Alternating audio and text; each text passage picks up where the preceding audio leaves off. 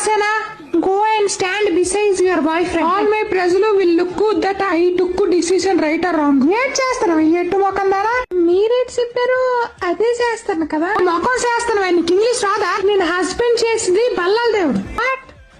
బల్లాల దేవ్ నేను ప్రేమించింది మనసిచ్చింది కట్టప్పకే.